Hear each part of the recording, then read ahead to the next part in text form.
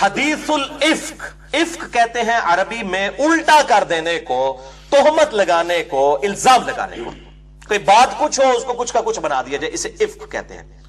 حدیث افک بخاری اور مسلم کی متفقن علیہ حدیث ہے۔ یہ حدیث مشکات میں موجود نہیں ہے چونکہ ایک پرٹیکولرلی ایک ڈیٹیلڈ حدیث تھی، اس لیے امام ولی الدین تبریزی نے مشکات میں اس کو نہیں لیا، نہ امام بغوی نے۔ بہرحال صحیح بخاری میں انٹرنیشنل نمبر کے مطابق کتاب المغازی چیپٹر میں 4141 نمبر حدیث ہے، 4141 نمبر بھی یاد رکھنا آسان ہے۔ اور صحیح مسلم میں کتاب التوبہ والے چیپٹر میں انٹرنیشنل نمبر کے مطابق 7020 نمبر حدیث ہے، حدیث الافک۔ اب یہ حدیث اتنی انٹرسٹنگ ہے اور اما عائشہ خود راویہ ہیں اس کی کہ اس کو ورڈ بائی ورڈ سنیں گے تو آپ کو ٹیسٹ بھی فیل ہوگا، اور ساتھ ساتھ میں اپنا بے لاگ جو ہے وہ تبصرہ اور کمنٹری بھی کروں گا، اس سے آپ مزید انشاءاللہ محظوظ بھی ہوں گے اور عقائد کے موتی بھی سمیٹیں گے کہ اما عائشہ رضی اللہ تعالی عنہا وعلیہ السلام کے عقائد کیا تھے۔ چنانچہ سیدنا محمد بن مسلم ابن شہاب زہری رحمہ اللہ تعالی المتوفى 124 ہجری، یہ تابعی ہیں اور امام ابو حنیفہ کے استاد ہیں۔ ان کی داڑھی نہیں تھی، چند بال ہی تھے۔ حدیث میں ان سے بڑا عالم ان کے زمانے میں کوئی نہیں تھا۔ عمر بن عبدالعزیز نے ان کی ڈیوٹی لگائی تھی احادیث کو جمع کرنے کے حوالے سے، اور بخاری اور مسلم میں درجنوں نہیں بلکہ سینکڑوں احادیث امام محمد بن مسلم ابن شہاب زہری تابعی المتوفى 124 ہجری سے روایت ہیں الحمدللہ۔ وہ کہتے ہیں کہ مجھ سے 4 بڑے تابعین نے، یعنی تابعی ہیں اور اپنے سے بڑے تابعین نے، جن میں نمبر 1 عروہ بن زبیر جو سیدہ عائشہ کے بھانجے تھے، اسماء بنت ابی بکر کے بیٹے، حضرت ابو بکر کے نواسے، حضرت زبیر اشرا مبشرہ کے بیٹے، اور عبداللہ ابن زبیر صحابی کے چھوٹے بھائی۔ نمبر 2 سعید بن مسیب، نمبر 3 علقمہ بن وقاص، اور نمبر 4 عبید اللہ بن عبداللہ بن عتبہ بن مسعود رحمہم اللہ اجمعین وعلیہم السلام۔ ان چاروں نے سیدہ عائشہ زوجہ رسول صلی اللہ علیہ وآلہ وسلم کے خلاف اس تہمت کا واقعہ بیان کیا، اور ان چاروں سے اما عائشہ نے بیان کیا تھا۔ اما عائشہ پردے میں جو ہے وہ اصحاب کو اور تابعین کو درس دیا کرتی تھی، ہے تو ماں ہے لیکن پردے والا معاملہ تھا۔ اور ان چاروں میں سے ہر ایک نے حدیث کا ایک ایک ٹکڑا روایت کیا، اور بعض کو بعض سے زیادہ یہ حدیث یاد تھی اور بیان کرنے میں بہت صحیح تھے۔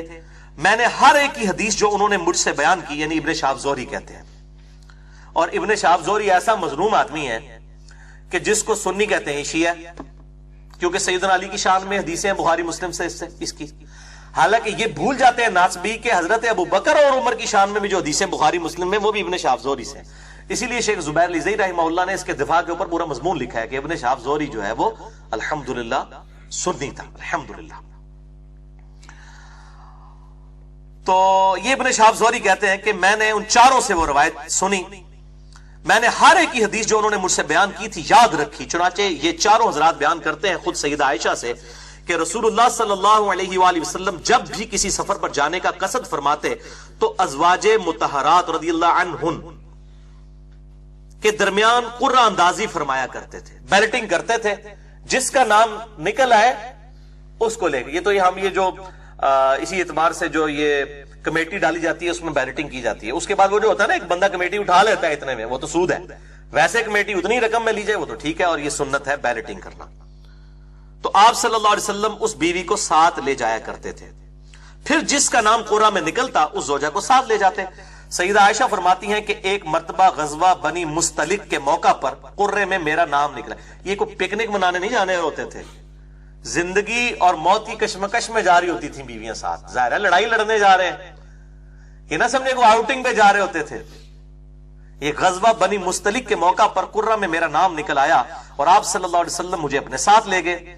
یہ وقت وہ تھا جبکہ پردے کی آیات نازل ہو چکی تھیں۔ یہ جملہ یاد رکھنا ہے آپ نے، کیونکہ اس کے بعد میں نے ڈاکٹر ذاکر نائک اور شیخ البانی اور جاوید احمد غامدی ان تینوں کی کلاس بھی تھوڑی سی لینی ہے پردے کے حوالے سے۔ میں ان تینوں کی بہت عزت بھی کرتا ہوں لیکن اختلاف رائے بھی کرتا ہوں، کیونکہ یہ چہرے کا پردے کے قائل نہیں ہے، تو اس کے رد میں یہ بخاری مسلم سے حدیث بیان کرنے لگوں۔ وہ کہتی ہیں کہ پردے کی آیات نازل ہو چکی تھیں، یعنی اس سے پہلے پردہ نہیں تھا، بعد میں ہو گیا۔ چنانچہ سفر کے دوران میں پردے کے ساتھ اونٹ کے ہودج، ایک ڈولی جس طرح پرانے زمانے میں وہ عورتوں کو بیاہ کے لایا جاتا تھا، اس قسم کی ڈولیاں بنی ہوئی تھی جس میں سیدہ عائشہ کا وہ ڈولی ہوتی تھی جس کو اٹھایا جاتا تھا، 4 اصحاب اٹھاتے تھے اور پھر اونٹ پہ سوار کروا دیا کرتے تھے۔ ہودج میں سوار، یہ مولویوں کے لیے میں بول رہا ہوں، ہودج، ہا کے اوپر زبر ہے، یہ ویسے اردو میں آپ بولیں گے ہودج، لوگ بول رہے ہوتے ہیں نا، ہودج میں سوار کرائی جاتی اور اتاری جاتی تھی جب ہم رسول اللہ صلی اللہ علیہ وسلم کی میت میں جنگ سے فارغ ہو کر واپس آئے، پکنک منا کر نہیں، جنگ سے فارغ ہو کر، کئی لوگ شہید بھی ہوئے اس میں۔ تو مدینہ شریف کے بالکل قریب پہنچ گئے تو رات کے وقت آپ صلی اللہ علیہ وسلم نے پڑاؤ کے بعد چلنے کا حکم فرمایا، تھوڑی دیر ریسٹ، پھر کہا کہ ٹھیک ہے اب ہم چلتے ہیں۔ میں رفع حاجت کی غرض سے یعنی پیشاب کرنے کے لیے لشکر سے تھوڑا دور نکل گئی، جب واپس آئی اور سوار ہونے کے لیے اپنی سواری کے قریب آئی تو کیا دیکھتی ہوں کہ میرا ہار جو یمنی موتیوں کا بنا ہوا تھا وہ کہیں ٹوٹ کر گر پڑا ہے۔ اب یہ ہار، یہ تو قرآن پاک میں بھی آیا کہ زیور جو ہے یہ عورتوں کی کمزوری ہے، اب وہ عورت چاہے نبی کی بیوی ہو، یہ اللہ تعالیٰ نے بلٹ ان عورتوں کے اندر زیور کے ساتھ شغف رکھا ہوا۔ تو وہ کہتی ہیں کہ وہ ٹوٹ کر گر پڑا، میں فوراً واپس لوٹی اور ہار تلاش کرنے لگی، اسی میں مجھے دیر ہو گئی۔ جن لوگوں کے سپرد مجھے ہودج پر سوار کرنے کا کام تھا انہوں نے ہودج کو اٹھا کر اونٹ پر رکھ دیا اور سمجھے کہ شاید میں اپنے ہودج میں بیٹھی ہوئی ہوں۔ ظاہر ہے اتنا وزن ہے تو اس میں اب اگر کوئی 50-60 کلو عمر، بلکہ یہ بھی میں زیادہ بتا رہا ہوں، 50-60 کلو سے بھی کم وزن کی کوئی عورت بیٹھی ہو تو کیا پتا چلے گا، نیگلیجبل ہے۔ اور وہ یہ سمجھے کہ میں بیٹھی ہوں۔ اس زمانے میں عورتیں ہلکی ہوا کرتی تھی کیونکہ غذا سادی اور غیر مرغن ہوا کرتی تھی، اس لیے ہودج اٹھانے والوں کو کچھ پتہ نہ چل سکا۔ میں تو اس ہودج میں سوار ہی نہیں ہوں، دوسرا میں بہت کم سن بھی تھی، یعنی میرا وزن بھی کم تھا۔ اس کے بعد وہ سب اونٹ لے کر چل دیے۔ مجھے ہار اس وقت ملا جبکہ لشکر اپنے مقام سے روانہ ہو چکا تھا، رات کا اندھیرا، اکیلی عورت۔ میں اپنی جگہ پر بیٹھ گئی اس خیال سے کہ جب لوگوں کو میرے رہ جانے کی خبر ہوگی تو وہ ضرور تلاش کرنے کی غرض سے واپس آئیں گے۔ یہ بالکل ایسے ہی کرنا چاہیے آج کے زمانے میں بھی، اگر جہاں پر وہ ایسا معاملہ ہے تو وہیں پر رہیں تاکہ وہاں پر آگے کوئی تلاش کر سکے۔ اب تو خیر موبائل فون ہے، مسئلہ ہی حل ہو چکا ہے۔ اسی حالت میں مجھے نیند آ گئی اور میں بیٹھے بیٹھے سو گئی۔ اسی دوران سیدنا صفوان بن معطل رضی اللہ تعالی عنہ وہاں آئے۔ وہ لشکر کے پیچھے پیچھے رہا کرتے تھے تاکہ گری پڑی چیزیں اٹھاتے ہوئے آئیں، یعنی جب پڑاؤ اٹھایا تو کسی کا کوئی سامان نہ رہ گیا ہو تو وہ پیچھے ڈیوٹی ہوتی تھی کہ وہ اس کو جو ہے وہ مینج کر لیں۔ جس طرح آپ لوگ اب یہاں سے جتنے 80-100 کے قریب لوگ بیٹھے ہیں، چلے جائیں گے پیچھے ہمارے عثمان بھائی نے وہ سارے وہ کپ سمیٹنے ہیں۔ تو ویسے تو جب ڈسپوزیبل باہر ہی سٹ کے لوگ ٹوٹ جاتے سن، جڑا نا جوسز او دے ڈبے بھی سٹ کے، تو وہ کہتے ہیں چلو کوئی ضروری سامان ہے، تو صفوان بن معطل پیچھے رہتے تھے تو وہ اس کو چنا کرتے تھے۔ وہ صبح کے وقت جب میرے قریب پہنچے تو مجھے سوتا ہوا دیکھ کر پہچان لیا، کیونکہ پردہ کی آیات نازل ہونے سے پہلے مجھے دیکھ چکے تھے۔ سوتی ہوئی حالت میں سیدہ عائشہ کا پردہ اتر گیا ہوا، سیدنا صفوان نے پہچان لیا یہ تو اماں ہے۔ اور اماں کیا کمنٹری کہہ رہی ہے کہ انہوں نے میری شکل اسی لیے دیکھ کے پہچان لیا کہ پردے کی آیات نازل ہونے سے پہلے انہوں نے میری شکل دیکھا تھا، اگر وہ نہ دیکھی ہوتی تو مجھے پہچانتے بھی نہیں عورت کون ہے۔ Point to be noted for doctor Zakir Naik, Sheikh Albani, چلے وہ تو فوت ہو چکے رحمہ اللہ، اور جاوید احمد غامدی صاحب حافظہ اللہ تعالی، ساروں کے لیے۔ تو یہ پردے کا چہرہ تھا امہات المومنین۔ ہمارے لیے تو آئیڈیل وہی ہے نا، سورۃ العذاب میں آیا کہ نبی کی بیوی ہو تم عام عورتوں کی طرح نہیں ہو، اگر تم نے بے حیائی کی تمہیں دگنا عذاب دیا جائے گا، تم تو رول ماڈل ہو امت کے لیے۔ تو امت کے لیے، کیونکہ غامدی صاحب کہتے ہیں یہ ازواج کی خصوصیت تھی چہرہ ڈھانپنا، باقیوں کی نہیں ہے۔ ڈاکٹر ذاکر نائک صاحب کا بھی یہی موقف ہے کہ اگر کوئی کر لے تو بہتر ہے، نہ کرے تو کوئی واجب نہیں ہے۔ تو پردے کی آیات جو نازل ہوئی، حکم نازل ہوا، پھر کس کے لیے ہوا تھا؟ مسئلہ 106 میں بھی میں نے تھوڑا بہت اشارہ کیا، انشاءاللہ مجھے موقع ملا تو میں اس کے اوپر ڈیٹیل لیکچر بھی انشاءاللہ اس حوالے سے دوں گا۔ تو صفوان بن معطل نے جب دیکھا تو اما عائشہ کہتی ہیں انہوں نے زور سے پڑھا انا للہ و انا الیہ راجعون، یعنی ایک بہت بڑی مصیبت تھی مسلمانوں کے اوپر۔ ان کی آواز سن کر میری آنکھ کھل گئی، انہوں نے اونچی آواز میں سے پڑھا کہ اما جاگ جائے، اور میں نے اپنی چادر سے فوراً اپنا چہرہ چھپا لیا، یعنی چہرہ چھپا لیا، اس میں چہرے کے الفاظ موجود ہیں۔ اچھا، اللہ کی قسم ہم دونوں نے آپس میں کوئی بات تک نہیں کی۔ آپ ذرا اس صحابی کی جو ہے عفت و عصمت کو بھی داد دے. ورنہ وہ کہتے ہیں اما جی تسی پیچھے رہ گئے ہو, میں جناب حاضر تہاڈا غلام, ادھر تو لوگ بڑی ایفیشنسیاں جھاڑتے ہیں جناب, بے فکر وہ کچھ نہیں ہوتا, میں جناب انہیں اونٹ لے کے آیا. کوئی بات نہیں. اس چیز کو بھی انہوں نے سیدہ عائشہ کی عصمت اور عفت کے منافی سمجھا. وہ کہتے ہیں صرف یہ پڑھا اور میں اٹھی اور کوئی بات نہیں کی. اللہ کی قسم ہم دونوں نے آپس میں کوئی بات تک نہیں کی, اور نہ ہی میں نے ان سے سوائے انا للہ و انا الیہ راجعون کے کوئی اور بات سنی. یہ انہوں نے آپس میں کوئی خود کلامی بھی نہیں کی کہ شکر ہے یا اللہ میں نے بھیجا, آپس میں بھی کوئی بات نہیں کی, انہوں نے اپنے آپ سے بھی کوئی بات نہیں کی. صفوان رضی اللہ تعالیٰ نے اپنی سواری سے اتر کر اس کے دست و پا کو باندھنے میں مصروف ہوئے. پھر انہوں نے مجھے اس پر بیٹھنے کو کہا اور میں اس پر بیٹھ گئی, یعنی وہ جانور بدک نہ جائے, تو وہ آپ رضی اللہ تعالی عنہا اس پر سوار ہو گئی. صفوان یعنی بٹھایا, اس نے اونٹ کو نیچے بٹھایا تو پھر آپ اس کے پر سوار ہوئے. صفوان آگے آگے اونٹ کو کھینچتا ہوا چلا, اور ہم دوپہر کے قریب شدت کی گرمی میں لشکر میں پہنچ گئے, اور سب ٹھہرے ہوئے تھے, یعنی سب انتظار کر, ابھی مدینے میں نہیں پہنچے تھے, راستے میں انتظار کر رہے تھے. پھر جسے تہمت لگا کر ہلاک ہونا تھا وہ ہلاک ہو گیا, اور جو اس بہتان کا سب سے زیادہ محرک ہوا وہ منافقین کا سردار عبداللہ ابن ابی تھا. اور وہ ابن زبیر کہتے ہیں کہ مجھے معلوم ہوا ہے کہ عبداللہ ابن ابی کے سامنے جب بھی افک کا ذکر ہوتا تو وہ اس کا اقرار کرتا تھا, اور اس واقعے کو یعنی جھوٹا واقعہ بنا کے سنایا بھی کرتا تھا. جبکہ ان بہتان لگانے والوں میں تینوں ہی صحابہ ہیں, کوئی بریلوی دیوبندی اہل حدیث شیعہ نہیں ہے, حنفی شافعی مالکی حنبلی نہیں ہے, تینوں صحابہ.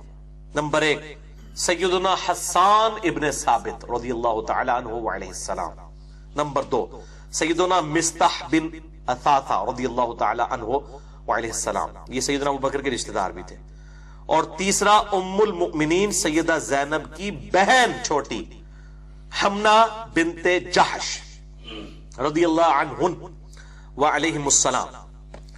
یہ 3 تھے جنہوں نے جو اس تہمت لگانے والوں میں شامل ہو گئے بغیر دلیل کے.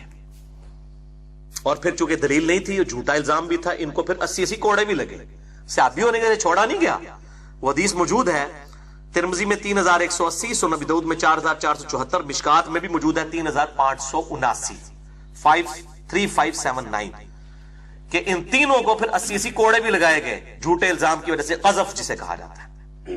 اگر ثابت نہ ہو تو پھر ان پہ کوڑے لگائے جائیں گے. عبداللہ ابن ابی کو چھوڑ دیا گیا چونکہ منافق تھا, فتنے کے ڈر سے کہ وہ پارٹی بازی نہ بنا لے, اس کے تو سب کو عیاں تھا, اس کو اس میں صرف نظر کیا گیا. تو کہتے ہیں کہ اس کے علاوہ اور کوئی مجھے نہیں پتا کسی صحابی اس میں شامل ہوا ہو, مگر منافقین کی ایک جماعت تھی جس کے متعلق اللہ تعالیٰ نے فرمایا والذی تولی کبرہ منہم لہ عذاب عظیم, کہ ان میں سے جو سب سے بڑا ہے ہم اس کو عذاب دیں گے, یعنی عبداللہ ابن ابی, وہ بڑا اس کا سرغنہ تھا, یعنی جو ان کا سرغنہ تھا اس کے لیے دردناک عذاب ہے. اور عروہ کہتے ہیں کہ وہ بڑا سرغنہ عبداللہ ابن ابی تھا. اور آپ کو حیرانگی ہوگی کہ بنو امیہ کے لوگ کتنے عرصے تک یہ جو الفاظ ہیں نا قرآن میں کہ ان کا بڑا جو ہے اس کو عذاب دیں گے, تو حضرت علی پہ لگاتے تھے, نعوذ باللہ. لیکن بخاری مسلم پہ قربان جائیں, انہوں نے تو نام بھی لکھ دیے کہ عبداللہ بن ابی تھا. یہ جب انسان دشمنی پہ اتر آئے تو پھر انسان, جس طرح وہ مشرکین عرب کہا کرتے تھے, یہودی جو ہے وہ کہتے تھے کہ ان مسلمانوں سے تو مشرکین عرب بہتر ہے. حالانکہ مسلمان تو حضرت موسیٰ کو بھی مانتے تھے, آسمانی دین کو مانتے تھے, مشرکین تو بت پرست تھے. لیکن جب کسی کا گیر الٹا لگ جائے, تعصب میں بغیم بینوں میں آ جائے, تو پھر ان قسم کی بات کرتا ہے. جس طرح یہاں پہ بھی ہمارے جو بعض جو سخت قسم کے مولوی ہیں وہ کہتے ہیں جناب یہ جو بریلوی دیوبندی ہیں یہ تو مشرکین عرب سے بھی گئے گزرے. مشرکین عرب تو نبی صلی اللہ علیہ وسلم کو پیغمبر ہی نہیں مانتے تھے, نعوذ باللہ, کتنے الفاظ ان کے لیے استعمال کرتے تھے. اور یہ تو پھر بھی نبی صلی اللہ علیہ وسلم کی عزت کرتے ہیں. اسی طریقے سے بریلوی جب بولنے پہ آتے ہیں وہ کہتے ہیں جی اہل حدیث تو جو ہے مشرکین عرب سے بھی گئے گزرے ہیں, وہ گستاخ رسول ہیں, یہ بھی گستاخ رسول ہیں. یعنی جس کا جو دل کرتا ہے نا وہ بولتا ہے. تو یہ میں نے ساتھ انصاف کا تقاضا تھا, چونکہ یہ تاریخ اسلام میں بہت یہ ملتا ہے کہ یہ بڑے شد و مت کے ساتھ پھر اللہ تعالیٰ نے ان کا زور ٹوٹا. اور وہ کہتے ہیں کہ اگرچہ سیدنا حسان بھی توبت لگانے والوں میں شامل تھے, مگر سیدہ عائشہ حسان کا برائی سے ذکر کرنا ناپسند کیا کرتی تھی, کیونکہ حضرت حسان نبی صلی اللہ علیہ وسلم کے لیے نعتیں کہا کرتے تھے. کیونکہ ان کا یہ شعر بھی سیدہ عائشہ کو بڑا پسند تھا. حسان ابن ثابت نے ہی کہا فَإِنَّ أَبِي وَوَالِدَهُ وَعِرْضِي لِعِرْضِ مُحَمَّدٍ صلی اللہ علیہ وسلم, کہ بے شک میں, میرے ماں باپ, میری عزت اور آبرو سب نبی صلی اللہ علیہ وسلم کی عزت کے لیے قربان ہے. تو یہ نعت کے والے سے بخاری مسلم میں بھی حدیثیں موجود ہے حسان ابن ثابت کے بارے میں، مسئلہ نمبر 56 میں نے ریکارڈ کروائی ہیں وہ احادیث۔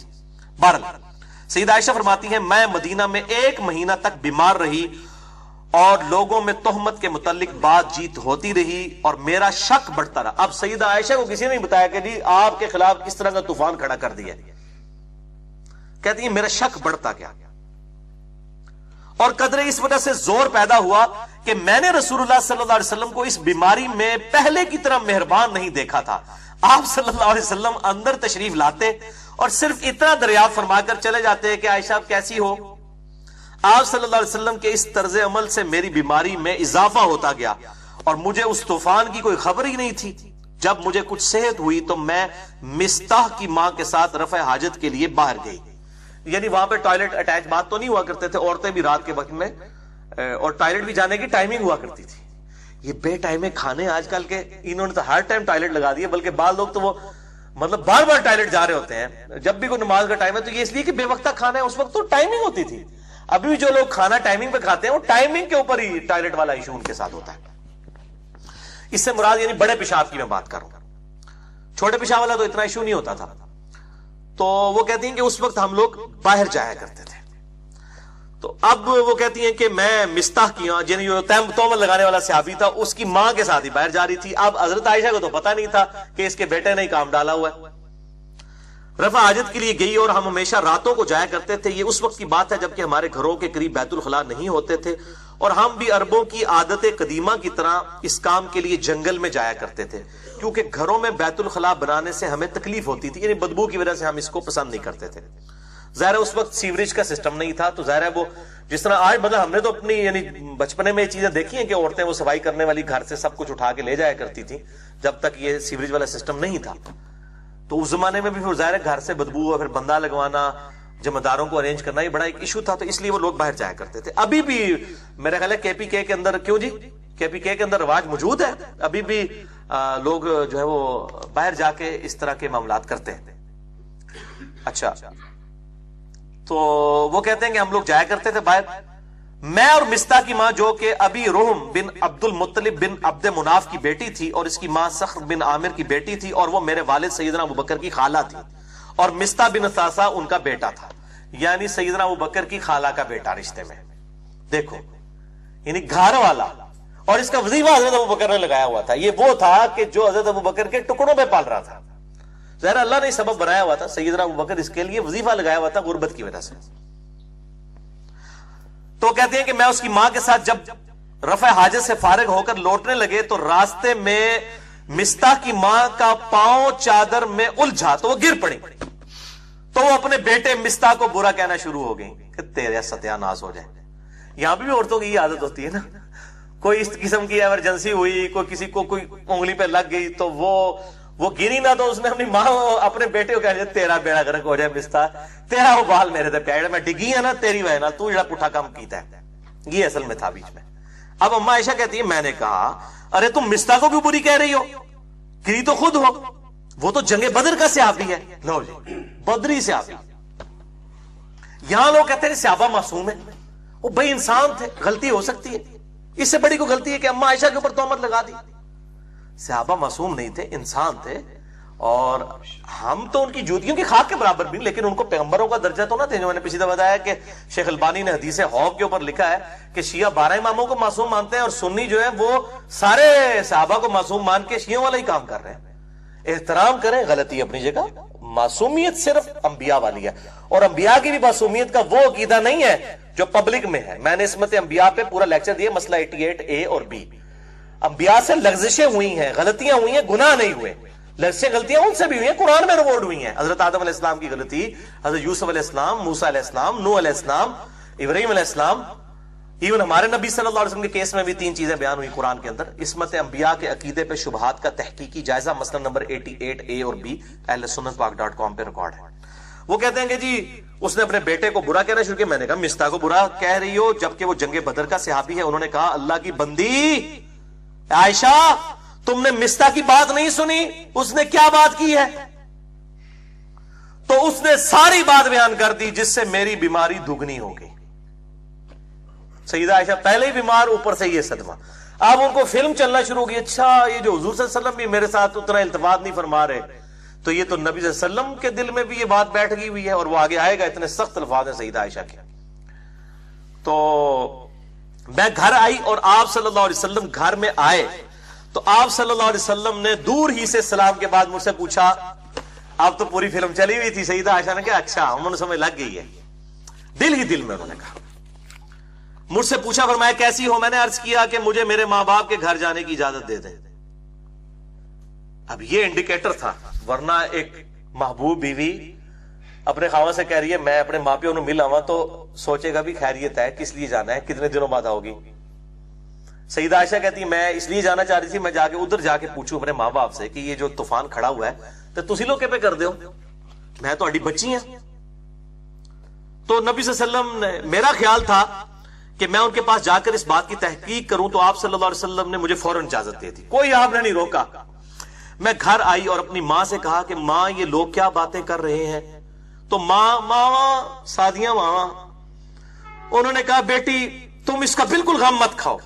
مجھے بھی لوگ کہتے ہیں علی بھائی آپ پہ الزام لگتا ہے، آپ خاموش نہیں، خیر ہے اللہ تعالیٰ بات کرنے لگے، وہ جس سے ہو رہی ہوتی ہے انہوں پتا ہے نا کہ پہ ہوتا ہے، کسی کو مشورہ دینا بڑا سوکھا ہوتا ہے۔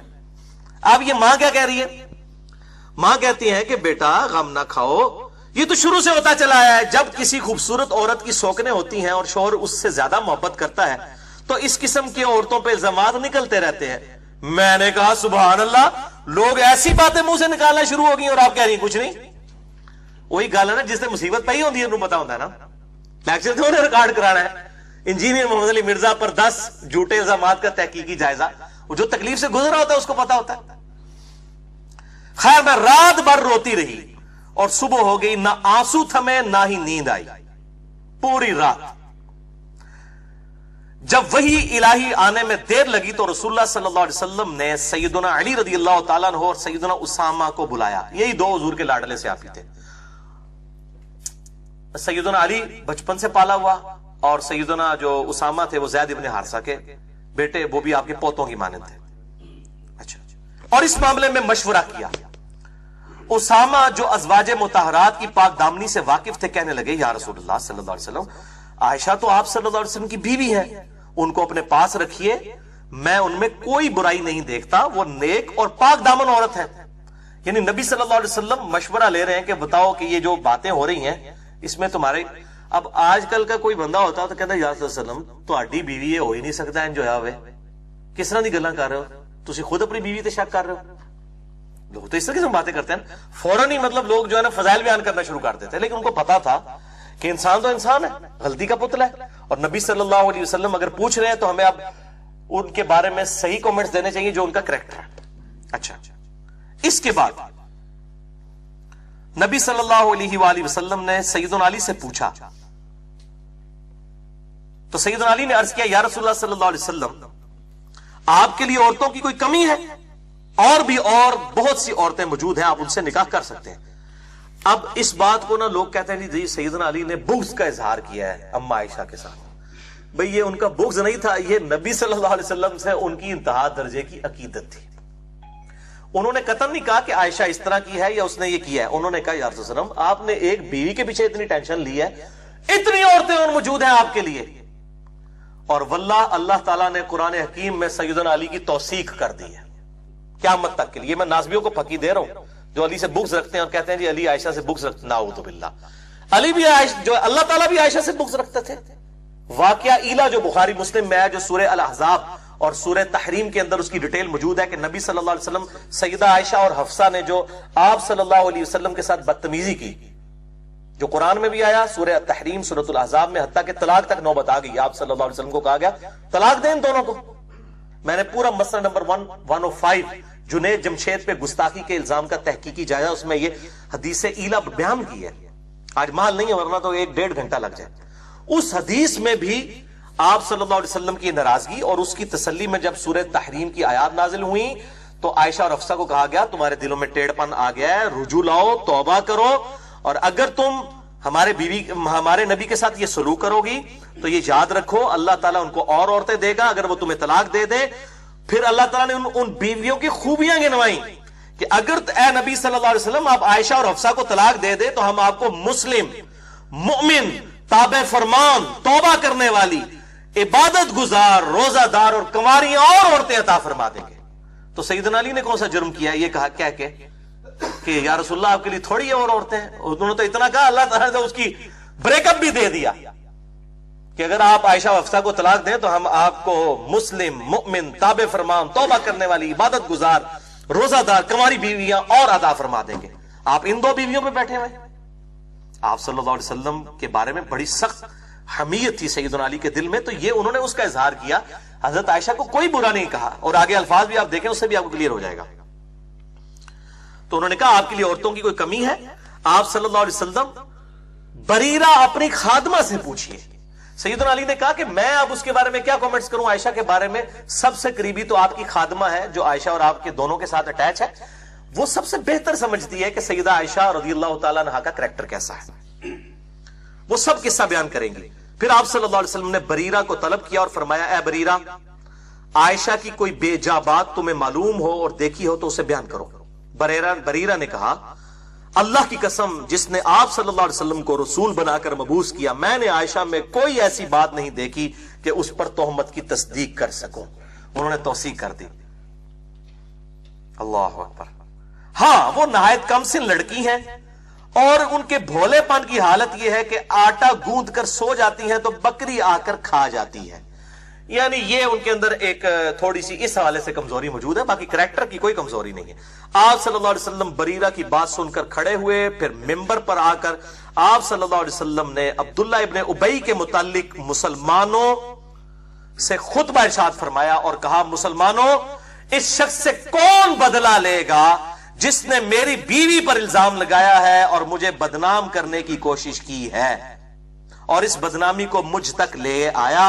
अल्लाह की कसम, मैं अपनी बीवी को नेक और पाक दामन ही समझता हूं। अब ये जो आप सल्लल्लाहु अलैहि वसल्लम का कसम उठाना है ना, तो बुखारी और मुस्लिम में हदीस है कि अल्लाह के ऐसे नेक बंदे भी हैं जब कसम उठा दें तो अल्लाह उनकी कसम को सच्चा कर देता है। तो सबसे नेक आदमी कौन है? हमारे महबूब सल्लल्लाहु अलैहि वसल्लम। और ये इस कसम में ये चीज पोशीदा है कि आप सल्लल्लाहु अलैहि वसल्लम भी सैयदा आयशा के बारे में हुस्न ज़न रखते थे। अच्छा, और फिर नबी सल्लल्लाहु अलैहि वसल्लम ने उसी खुतबे में कहा कि और जिस गरीब सफवान को ये शरीक कर रहे हैं मेरे बीवी के मामले में, वो भी इंतहाई अच्छा आदमी है। मेरी गैर मौजूदगी में कभी भी वो मेरी बीवी के पास नहीं आया। ये कलाम सुनते ही साद इब्ने माज औस के सरदार खड़े हुए और अर्ज किया, या रसूलल्लाह, आपके हुक्म की तामील की जाएगी। अगर ये शख्स मेरे कबीले का होता, यानी अब्दुल्ला इब्ने उबई, वो खजरज में से था, तो मैं अभी उसकी गर्दन मार देता। और अगर ये हमारे भाइयों खजरज में से है, अब कबायली सिस्टम बड़ा स्ट्रांग था, तो आप सल्लल्लाहु अलैहि वसल्लम हमें हुक्म दे तो उस पर अमल किया जाएगा, हम इनको भी नहीं छोड़ेंगे। अच्छा, अब देखें कबायली सिस्टम कितना स्ट्रांग था। ये सुनकर कबीला खजरज का एक और शख्स खड़ा हुआ जिसकी मां हस्सान की चचाजाद बहन थी और उसके कबीले की थी। इसका नाम सैयदना साद इब्ने उबादा था। वो खजरज के सरदार, वो भी सहाबी हैं। 155 असहाबे सुफा का खाना उनके घर से जाता था। वो खजरज का सरदार था। खड़ा हुआ कहने लगा, वल्लाह ऐ साद इब्ने माज, तू झूठा है और कभी उसको नहीं मार सकता, ना तेरी ये मजाल है कि तू उसे मार सके। अगर वो तेरे कबीले का होता तो तू कभी भी उसे कत्ल ना करता। अब वो चूंकि हमारे कबीले का है इसलिए तू कह रहा है। ये देखें, यानी इंसानी इंस्टिंक्ट कितनी अजीब चीज है। मसला नबी सल्लल्लाहु अलैहि वसल्लम का है और ये वो शख्स है जिसकी वजह से साद इब्ने माज मुसलमान हुए हैं। साद इब्ने उबादा पहले मुसलमान हुए हैं, खजरज के सरदार। इनकी दावत से साद इब्ने माज मुसलमान हुए हैं जो गज़वे खंदक के ऊपर शहीद हो गए, उनके तीर लगा आके, और वही जख्म जो है वो आगे उनकी शहादत तक चला गया। अब वो बाद में मुसलमान है और उनके ईमान का लेवल देखें। वो कह रहे हैं कि या रसूलल्लाह, हमारे कबीले का होता हम तब भी कत्ल कर देते, इस कबीले का नहीं छोड़ेंगे, आप जरा एक दफा इशारा करें हमें। और दूसरा कबीला खजरज का सरदार सहाबी है साद इब्ने उबादा, कह रहे हैं हाँ साद, इसलिए तू कह रहे, दोनों का नाम साद ही है, साद इब्ने माज और क्यों साद अली साद इब्ने माज और साद इब्ने उबादा। एक तीसरे सहाबी भी है साद, मैंने अपने बेटे का नाम भी साद रखा है, साद इब्ने अबी वक्कास रज़ियल्लाहु ताला अन्हुम अजमईन व अलैहिमुस्सलाम। तो वो दोनों साद है और वो दोनों इस तरह जब कर रहे हैं तो नबी सल्लल्लाहु अलैहि वसल्लम ने जब ये मामला देखा, उसी दौरान उसैद बिन हुजैर खड़े हुए, यानी اوس کے ایک اور سردار تھے جو سعد ابن معاذ کے چچا زاد بھائی تھے، وہ کہنے لگے اللہ کی قسم ہم اسے ضرور قتل کریں گے، اے سعد ابن عبادہ تو منافق ہے اور منافقوں کی حمایت کرتا ہے۔ حالانکہ وہ صحابی تھے۔ یہ تھی نبی صلی اللہ علیہ وسلم سے محبت صحابہ کی۔ انہوں نے کہا سعد تم منافق ہو چکا ہے، حالانکہ یہ شخص پہلے نیک تھا مگر اب اپنی قوم کی حمایت کر رہا ہے۔ انہوں نے کہا تو ہے بندہ نیک سے، پر ہون تیری قوم آگے آ گئی ہے۔ اور یہی ہوا آپ کی وفات کے بعد، یعنی وہ بنو امیہ اور بنو ہاشم کی وہ چیزیں سامنے آ گئیں جس کی وجہ سے سیدنا علی کی خلافت ماننے سے ان لوگوں نے انکار کیا۔ وہی قبائلی تعصب اتنا زیادہ تھا، یہ تو آپ صلی اللہ علیہ وسلم کی نبوت کی برکت تھی کہ وہ دب گیا۔ حالانکہ یہ شخص پہلے نیک تھا مگر اپنی قوم کی حمایت کر رہا تھا۔ اس گفتگو کے بعد اوس اور خزرج دونوں قبیلوں کے لوگ کھڑے ہوئے اور لڑنے پر مستعد نظر آئے۔ دو اور کھلو گے ان کے تک لینے تو انو ایسی تیسی، اور نبی صلی اللہ علیہ وسلم سامنے موجود ہیں۔ اچھا، اور رسول اللہ صلی اللہ علیہ وسلم ممبر سے ان کو خاموش کرواتے رہے، آخر وہ خاموش ہو گئے۔ اب یہ آپ صلی اللہ علیہ وسلم کا معجزہ تھا، ورنہ اس قبائلی سسٹم میں آپ امیجن بھی نہیں کر سکتے۔ اس ٹائم ایسی ان کی کیفیت دماغ کی ہو جاتی تھی قبیلوں کی کہ وہ کسی کی نہیں سنتے تھے۔ تو بہرحال آپ صلی اللہ علیہ وسلم کی بات سنی اور بیٹھ گئے۔ اب ظاہر اب آگے کیا آپ سے بات کرتے، معاملات بگڑ جانے تھے۔ آپ صلی اللہ علیہ وسلم ممبر سے اتر آئے۔ سیدہ عائشہ فرماتی ہیں کہ میں تمام دن رات روتی رہی، نہ آنسو تھمتے تھے نہ نیند آتی تھی، اور میرے ماں باپ بھی کبیدہ خاطر تھے۔ میں 2 دن تک برابر روتی رہی، نہ آنسو تھمے اور نہ نیند آئی۔ 48 گھنٹے اندازہ کریں۔ اور میں سمجھنے لگی کہ اب تو میرا کلیجہ پھٹ جائے گا۔ ماں باپ میرے پاس موجود تھے، اتنے میں انصار کی ایک اور عورت اجازت لے کر میرے پاس آئی اور وہ بھی رونے لگی۔ یعنی وہ عورتیں بھی آپ کو پتہ اکٹھی ہو جاتی ہیں، پھر بڑا افسوس ہے جناب جو کچھ ہوا تھوڑے نال، تو وہ بھی آ کے رونا شروع کر دیا۔ یہاں تو عورتوں کی حالت ہے 40 دن بعد بھی آ کے تو رونا شروع کر دیتی ہیں گھر والوں کو، وہ بھی رونے لگ پڑی۔ اچھا، مجھے اس کا نام معلوم نہ ہو سکا۔ آخر نبی صلی اللہ علیہ وسلم بھی میرے گھر تشریف، یعنی میں کہ خود آپ صلی اللہ علیہ وسلم ابوبکر کے گھر تشریف لائے، سلام کے بعد میرے پاس بیٹھ گئے، ورنہ ابھی تک اس دن سے پہلے 1 مہینے تک آپ میرے پاس بیٹھے بھی نہیں تھے۔ آپ صلی اللہ علیہ وسلم کے دل میں اس حوالے سے اتنا قلق تھا۔ اس دن آ کے پاس بیٹھے، تہمت کے بعد 1 مہینے تک آپ صلی اللہ علیہ وسلم ٹھہرے رہے، میرے بارے میں کوئی وحی آپ پر نازل نہیں ہوئی۔ آپ صلی اللہ علیہ وسلم میرے پاس بیٹھ گئے، کلمہ شہادت پڑھا اور اس کے بعد فرمایا اے عائشہ، مجھے تمہاری نسبت اس قسم کی خبر ملی ہے، اگر تم بے گناہ ہو تو اللہ ان قریب تمہاری پاک دامنی ظاہر فرما دے گا، اور اگر تم سے کوئی گناہ ہوا ہے تو اللہ سے توبہ کرو اور مغفرت چاہو، اس لیے کہ بندہ اگر اپنے گناہ سے توبہ کا اقرار کر لے تو اللہ تعالیٰ بخش دیتا ہے۔ سیدہ عائشہ کو تو آگ لگ گئی بات سن کے، جس نے میرے بھائیو جب کسی بندے نے کوئی کام نہیں کیا ہوتا اور اس کو یہ بات کہی جائے، چاہے آپشن کے طور پہ بھی کی جائے، منو مشورہ دینے علی بھائی خیر ہے، الزام ہے، خاموش رہے۔ آپ دیکھیں سیدہ عائشہ کہ آپ اس پہ کیا حالت ہوئی۔ کہنے والا کون ہے؟ نبی صلی اللہ علیہ وسلم، خاوند بھی ہیں پیغمبر بھی ہیں، اور سیدہ عائشہ ہے دوسری طرف، بیوی بھی ہے ایک نبی کی، بہترین عورت بھی ہیں، لیکن الزام میرے بھائیوں برداشت نہیں ہوتا، کلیریفیکیشن دینی پڑتی ہے۔ اچھا تو توبہ کر لو۔ آپ صلی اللہ علیہ وسلم جب اپنی بات ختم کر چکے تو میرے آنسو فوراً بند ہو گئے، یعنی اب وہ غم کی بجائے غصہ آ گیا سیدہ عائشہ کو، مشکلیں اتنی پڑی کہ آسان ہو گئی۔ انہوں نے دماغ اور پاس سے ٹوٹ پے کہ یہ مجھے کہہ رہے ہیں توبہ کر لے کے تجھے کو گناہ ہوا ہے، اندازہ کرو میرا خاوند مجھ سے یہ بات کر رہا ہے۔ ایک قطرہ بھی نہ رہا۔ میں نے اپنے باپ ابو بکر سے کہا کہ رسول اللہ کی بات کا جواب دو۔ غصہ دیکھیں، یعنی احترام اس جگہ پہ کہ اس سے یہ بھی بات پتا چلا کہ اگر بیوی کے ماں باپ بیٹھے ہیں تو بیوی کو اپنے خاوند کو جواب نہیں دینا چاہیے اگر کوئی بات بری لگے۔ تو سیدنا ابو بکر سے کہا سیدہ عائشہ نے کہ میرے باپ ہیں آپ، میرا خاوند میرے بارے میں یہ بات کر رہا ہے، آپ اس کو جواب دیں، ان کو جواب دیجئے۔ اچھا آپ سنیں، میرے والد ابو بکر نے کہا اللہ کی قسم مجھے کچھ سمجھ نہیں آ رہا کہ میں کیا جواب دوں۔ انہوں نے تسلی نہیں دی، بیٹا خیر ہے، لیکن گالتے ہوتی ہے نا جس دے ہوتے الزام لگے ہوا ہے۔ اچھا پھر میں نے اپنی ماں سے کہا کہ آپ صلی اللہ علیہ وسلم کو آپ جواب دیجئے، مگر انہوں نے بھی مجھے یہی جواب دیا کہ بیٹا مجھے کچھ سمجھ نہیں آ رہی کہ میں نبی صلی اللہ علیہ وسلم کو کیا جواب دوں۔ وہ وہی احترام کے دائرے میں خاموش۔ آپ سنیں بات ختم نہیں ہوئی ہے، علیحدہ ڈراپ سین آنا ہے۔ جب میں نے اپنے ماں باپ کو عاجز دیکھا تو میں نے خود رسول اللہ کو جواب دینا شروع کر دیا. اب آپ ذرا جواب سنیں, جواب آپ سنیں گے آپ حیران ہو جائیں گے. اللہ اکبر. خود رسول اللہ صلی اللہ علیہ وسلم کو جواب دینا شروع کر دیا. حالانکہ میں اس وقت عمر میں بھی کم تھی, قرآن بھی بہت کم جانتی تھی. میں نے کہا اللہ کی قسم آپ صلی اللہ علیہ وسلم نے اس بات کو سنا اور وہ بات آپ کے دل میں جم گئی ہے, یعنی میرے بارے میں یہ غلط تہمت والی بات آپ کے دل میں جم گئی ہے اور میری طرف سے آپ کے دل میں شبہ پیدا ہو گیا ہے. اب اگر میں اپنی بے گناہی بھی بیان کروں تو آپ صلی اللہ علیہ وسلم کبھی بھی مجھے سچا نہیں مانیں گے, کیونکہ آپ کے دل میں بات بیٹھ گئی کہ عائشہ نے یہ کیا ہے. اندازہ کریں. ہاں اگر میں اپنے گناہ کا اقرار کر لوں کہ واقعی میں نے یہ کیا ہے اور حالانکہ حقیقت میں نے نہیں کیا تو آپ ضرور مان لیں گے. یعنی اگر میں یہ جھوٹی موٹی بھی کہہ دوں نا کہ یا رسول اللہ میں توبہ کر رہی ہے, میں کیتا ہے, تو تجھے کہو کہ ہاں اے ہوں ٹھیک ہے. اس سے یہ بات پتا چلا کہ حضرت عائشہ کے دماغ میں بھی کہیں نہیں تھا کہ نبی صلی اللہ علیہ وسلم کو علم غیب ہے. یہ باتیں علم غیب والے کے ساتھ کی جاتی ہیں. یہ میں بریلویوں کو توبہ کی طرف دعوت دیتا ہوں کہ علم غیب والا جو مسئلہ ہے وہ اس طرح ہے نہیں ہے, وہ اللہ کے بتانے پر محمول ہوتا ہے. مسئلہ نمبر 6A اور 6B ریکارڈڈ میرا موجود ہے ahlsunnatpak.com پہ. ورنہ اس لیول کی گفتگو میں کہتا ہوں یہ کسی کو یہ گفتگو حضرت عائشہ کے بغیر بتائی جائے نا, لا الہ الا اللہ محمد رسول اللہ, تمام بریلوی اس کو کافر اور گستاخ رسول کہیں گے جس نے یہ جملے بولے ہیں حضور کے بارے میں. علم غیب دا منکر, گستاخ رسول. اور وہ کون ہے؟ سیدہ عائشہ. ان کے عقیدہ جو انہوں نے پروپیگیٹ کیا ہوا ہے پبلک کے اندر, نعوذ باللہ من ذالک. اچھا پھر کہنے لگی کہ میں نے کہا کہ اللہ گواہ ہے کہ اب میری اور آپ کی وہی حالت ہے جو یوسف کے والد کی تھی.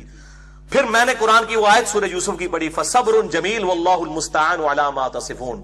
میں صبر کروں گی. جو حضرت یعقوب علیہ السلام کو جب ان کے قریبی رشتہ دار سمجھاتے تھے نا کہ یوسف کو نہ یاد کریں نہ یاد کریں, آپ کو ویسے ہی وہم ہو گیا ہے, وہ کہتے ہیں مجھے یوسف کی خوشبو آتی ہے, تو انہوں نے کیا کہا؟ یہی پڑھا, فصبر جمیل واللہ المستعان علی ما تصفون. میں صبر کروں گا جو کچھ یوسف کے بھائیوں نے کیا, اللہ سے مدد مانگوں گا. یہ کہہ کر میں نے اپنا منہ گھما لیا اور بستر پر خاموشی سے لیٹ گئی, حضور سے کو کنڈ کر کے. اتنا غصہ یہ بات کر کے اس کے بعد کہتی میں نے دوسری طرف منہ کر لیا, کیونکہ مجھے یقین تھا کہ اللہ خوب جانتا ہے کہ میں گناہ ہوں.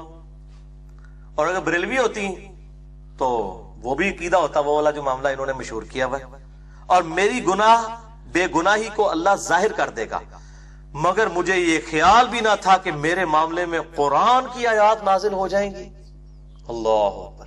سورۃ النور آیت نمبر 11 سے لے کر 26 تک 16 آیات. اللہ. اچھا انہوں نے کہا کہ مجھے یقین تھا کہ اب ہو جائے گا. کیوں؟ اب اس سے بڑی کیا تکلیف تھی کہ خاوند کہہ رہا کہ توبہ کر لے اگر ہو گیا, کیونکہ یہ قرآن کی آیت ہے ان مع العسر یسرا ان مع العسر یسرا. ہر مصیبت کے بعد آسانی ہے, ہر مشکل کے بعد آسانی ہے. انہوں نے کہا اس سے بڑی تو کوئی مشکل آ ہی نہیں سکتی تھی کہ میرا خاوند مجھ پہ شک کرے. اب کہتی مجھے یقین ہو گیا کہ اب اس کے بعد آسانی آئے گی, یعنی اللہ تعالیٰ خود اظہار کر دے گا اس معاملے کا. مجھے تو یقین بھی نہ تھا میرے بارے میں آیات نازل ہوں گی اور قیامت تک پڑھی جائیں گی, کیونکہ میں اپنی حیثیت اتنی نہیں سمجھتی تھی کہ اللہ تعالیٰ میرے بارے میں اپنا قرآن نازل فرما دے گا. ہاں یہ امید تھی کہ آپ صلی اللہ علیہ وسلم کو خواب میں میرے متعلق بتا دیا جائے گا. یعنی اس سے کیا پتا چلا, ان کو یہ عقیدہ نہیں تھا کہ نبی صلی اللہ علیہ وسلم خود علم غیب جان لیتے ہیں, جب چاہے جتنا چاہے جان لیتے ہیں. یہ عقیدہ نہیں تھا ان کا, نعوذ باللہ. مسئلہ نمبر 6A اور 6B دیکھ لیجئے. خواب میں میرے متعلق بتا دے گا جس سے میری بے گناہی ثابت ہو جائے گی. اس کے بعد آپ صلی اللہ علیہ وسلم اپنی جگہ سے اٹھے بھی نہ تھے, نہ کوئی گھر کا آدمی اٹھا تھا.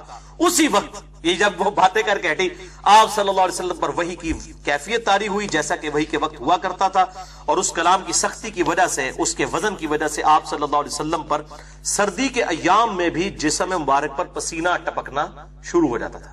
وَلَوْ أَنزَلْنَا هَذَا الْقُرْآنَ عَلَى جَبَلٍ لَرَأَيْتَهُ. اگر ہم یہ قرآن کسی پہاڑ پر بھی نازل کر دیتے تم دیکھتے خاشعا متصدعا من خشیت اللہ, کہ وہ پھٹ جاتا اللہ کے جو ہے اس روب کی وجہ سے.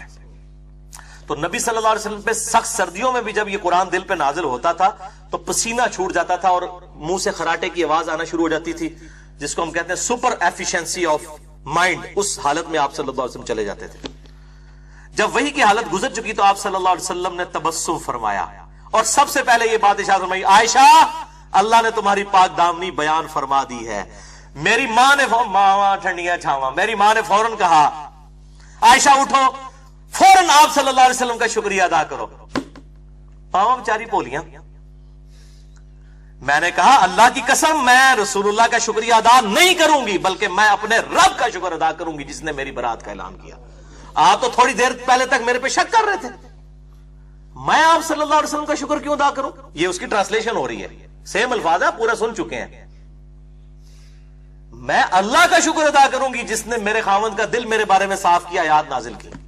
اچھا نبی صلی اللہ علیہ وسلم بیٹھے تھے، انہوں نے نہیں کہا تو گستاخی کر دیتی ہے، پوائنٹ ٹو بی نوٹڈ، ورنہ تو کہنا چاہیے تھا نا۔ ویسے آج کل کے مولوی ہو تو وہ فوراً 302 جا کے وہ کون سی ہے جی، وہ 295 بھی لگوا دیتے سیدہ عائشہ کے اوپر، نعوذ باللہ من ذالک۔ بالکل ان منوسوں کا تو عقیدہ ہے کہ گستاخی رسول کی توبہ بھی قبول نہیں ہے۔ یہ ابن تیمیہ نے جو ٹیکہ لگا دیا نا کہ جی گستاخی رسول کی توبہ ہی نہیں ہے، چاہے وہ توبہ کر بھی لے، مشرک کی توبہ ہے اگر توبہ کر لے، گستاخی رسول کی نہیں ہے۔ یہ ٹیکہ ایسا لگا ہے، بریلوی، دیوبندی، اہل حدیث، شیعہ چاروں نے یہ ٹیکہ لگوا کے اپنا دماغ خراب کر لیا۔ میں نے ان کے رد پہ مسئلہ نمبر 49 ریکارڈ کروایا، گستاخی رسول کی سزا اور گستاخانہ فلم اور کارٹون کے اوپر۔ یہ کس منطق سے آپ نے نکالا ہے کہ گستاخی رسول کی توبہ نہیں ہے؟ توبہ تو بھائی موت کے غرغرے سے پہلے جامعہ ترمذی میں حدیث ہے کہ توبہ قبول ہے۔ شرک سے بڑا کون گستاخ ہو سکتا ہے؟ شرک اللہ کی گستاخی ہے، وہ بھی توبہ قبول ہے۔ گستاخی رسول اگر کسی سے ہو بھی جائے قبول ہے اگر وہ توبہ کر لیتا ہے۔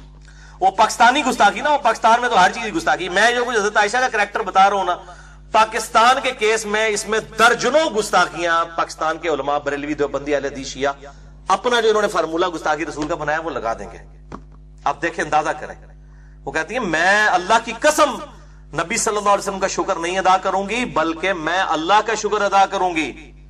اور اللہ تعالیٰ نے یہ 10 آیات ان الذین جاؤوا بالافک عصبۃ منکم سے لے کے وان اللہ رؤوف الرحیم، یہ 10 تو پرٹیکولر آپ کی برات میں تھی، اور اگلی 6 آیات میں سیدنا ابوبکر نے جو وظیفہ بند کیا تھا وہ ابوبکر کو بھی کہا گیا تم اللہ کے لیے وظیفہ دے رہے ہو، وظیفہ دوبارہ سے سٹارٹ کرو۔ اندازہ کریں، میرے رب نے میری بے گناہی ظاہر فرما دی۔ سیدنا ابوبکر جو رشتہ دار کی غربت کی وجہ سے مستح کی کچھ مالی مدد کیا کرتے تھے، انہوں نے مستح کے متعلق یہ سوچا ہی تھا کہ آئندہ میں اسے کوئی مال نہیں دوں گا کیونکہ اس نے عائشہ کو بدنام کیا، چنانچہ اللہ تعالیٰ نے اس کے بارے میں بھی نازل فرما دیا وَلَا يَأْتَلِ أُولُو الْفَضْلِ مِنْكُمْ، جو تم میں جن کو اللہ نے مال دیا ہے وہ اپنی رشتہ داریوں کی وجہ سے نا، دیکھیں ذرا کس لیول کی بات ہو رہی ہے۔ جناب یہاں جنید جمشید صاحب کی کوٹر لگا رہے ہیں، ادھر جو بیچارہ معافیا مانگ رہا ہے کہتے ہیں توبہ قبول نہیں ہے۔ اور جب نبی صلی اللہ علیہ وسلم کی بیوی کے ساتھ یہ معاملات ہوئے ہیں اور ابو بکر نے رضی اللہ تعالیٰ عنہ نے وظیفہ بند کر دیا ہے جس نے عائشہ پہ ان کی زندگی میں، رسول کی زندگی میں توبہ لگائی ہے، اور اللہ تعالیٰ کہہ رہا ہے ابو بکر وظیفہ کیوں بند کیا ہے؟ یہ مولوی کہہ رہے ہیں نہیں آپ کی توبہ قبول نہیں ہے، جنید جمشید صاحب آپ کو چھوڑیں گے نہیں ہم۔ جنید جمشید تو عشر شیر بھی نہیں ہے، میں نے تو خیر 105 میں ریکارڈ کرا دیا کہ اصل گستاخ کون ہے، ساروں کے بابوں کو میں نے بتایا ہے۔ اور یہاں پہ مستح کا وظیفہ جب بند کیا حضرت عائشہ پہ تہمت کیا سے اللہ تعالیٰ نے بجائے مستح کے ابو بکر کو کہا کہ تو اللہ کے لیے وظیفہ دے رہا تھا، تو نے کیوں وظیفہ بند کیا؟ تو نے تو اللہ سے اجر لینا ہے۔ یہ آیات نازل ہوئی، اس کے بعد ابو بکر کہنے لگے میں خوش ہوں کہ اللہ مجھے بخشے۔ اس میں اللہ نے کہا تھا آیات میں کہ کیا تم نہیں چاہتے کہ اللہ تمہیں بخشے تو تم اللہ کے دیے میں سے کیوں وظیفہ روکتے ہو؟ اللہ اکبر، یہ ہے للہیت۔ تو حضرت بکر کہتے ہیں میں خوش ہوں کہ اللہ مجھے بخشے، میں مستح کو وہی کچھ دیا کروں گا جو پہلے دیا کرتا تھا، واللہ میں اس کو مال دینا بند نہیں کروں گا۔ سیدہ عائشہ فرماتی ہیں آپ صلی اللہ علیہ وسلم نے تہمت کے ایام میں ام المومنین زینب سے جو میری سوکن تھی میرا حال دریافت کیا، کیونکہ ام المومنین زینب کی بہن جو حمنہ بنت جہش تھی نا وہ بھی اس میں شامل تھی تہمت لگانے والوں میں، حسان ابن ثابت اور مستح کے ساتھ، ان تینوں کو کوڑے بھی لگائے گئے۔ تو ان سے جب پوچھا کہ تم عائشہ کو کیسے جانتی ہو تو کیسا پایا، تو انہوں نے عرض کیا یا رسول اللہ میں اپنے کان اور اپنی آنکھوں کو محفوظ رکھتی ہوں، واللہ میں نے عائشہ کو نیکی اور بہتر کے علاوہ کسی اور حالت میں نہیں دیکھا۔ آپ صلی اللہ علیہ وسلم کی ازواج میں زینب میرے برابر کی تھی، یعنی سیدہ عائشہ کہتی ہیں کہ یعنی آپ صلی اللہ علیہ وسلم کی توجہ کے اعتبار سے سیدہ زینب میرے برابر کی تھی۔ اور ان کے بارے میں حدیث ہے کہ سب سے پہلے، صحیح بخاری میں بھی آتا ہے مسلم میں، کہ میرے مرنے کے بعد سب سے پہلے میری وہ بیوی مجھے آ کے ملے گی جس کے ہاتھ سب سے لمبے ہیں، یعنی اس کی یہ کوالٹی ہے۔ تو سیدہ عائشہ کہتی ہے ہم ساری بیویاں آپس میں ہاتھ لمبائی کیا کرتی تھی، تو سیدہ زینب سب سے پہلے فوت ہوئی۔ تو ہمیں پتہ چلا اچھا یہ ہاتھ لمبے سے مراد ہے اللہ کی راہ میں خرچ کرنے والی۔ حضرت زینب سے بڑھ کر حضور کی کوئی بیوی انفاق فی سبیل اللہ نہیں کرتی تھی، یہ اتنی لاڈلی بیوی تھی سیدہ زینب۔ تو عائشہ کہتی ہیں کہ سیدہ زینب کی اگرچہ بہن تھی الزام لگانے والوں میں، لیکن انہوں نے اپنی بہن کا ساتھ نہیں دیا. حالانکہ عورتیں تو آپ کو پتہ ہے انہوں نے میرے بارے میں حق بات کہی. اور حضرت عائشہ کہتی ہیں کہ ازواج میں سے اگر میرے مقابلے کی کوئی عورت تھی نا نبی صلی اللہ علیہ وسلم کی نگاہوں میں تو وہ زینب تھی. اللہ نے ان کی نیکی کی وجہ سے ان کو محفوظ رکھا، مگر ان کی بہن حمنہ نے لڑائی شروع کر دی اور وہ بھی تہمت لگانے والوں کے ساتھ ہلاک ہو گئی، یعنی ان پہ بھی قذف کے 80 کوڑے لگائے گئے. سیدہ عائشہ کہتی ہیں واللہ جس شخص کے متعلق مجھ پر بہتان لگایا گیا یعنی صفوان بن معطل، وہ ان باتوں کو سن کر تعجب کیا کرتا تھا اور سبحان اللہ کہا کرتا تھا. اللہ کی قسم، وہ کہا کرتا تھا کہ اللہ کی قسم، اس اللہ کی قسم جس کے قبضے قدرت میں میری جان ہے، میں نے تو کبھی کسی بھی عورت کو ایسے تعلق کے ساتھ ہاتھ تک نہیں لگایا. یعنی وہ کنوارا تھا. وہ کہتا ہے عائشہ کیا میں نے تو کسی عورت کو ہاتھ نہیں لگایا. اور عائشہ فرماتی ہیں اس کے بعد وہ کنواری حالت میں ہی اللہ کی راہ میں شہید بھی ہو گئے. یہ بھی حضرت عائشہ پر اللہ کی کرامت ہوئی کہ جس مرد کے ساتھ ان کو نعوذ باللہ جوڑا گیا اس حوالے سے، صفوان بن معطل، اللہ تعالیٰ نے اس کی قسمت میں کوئی عورت رکھی نہیں.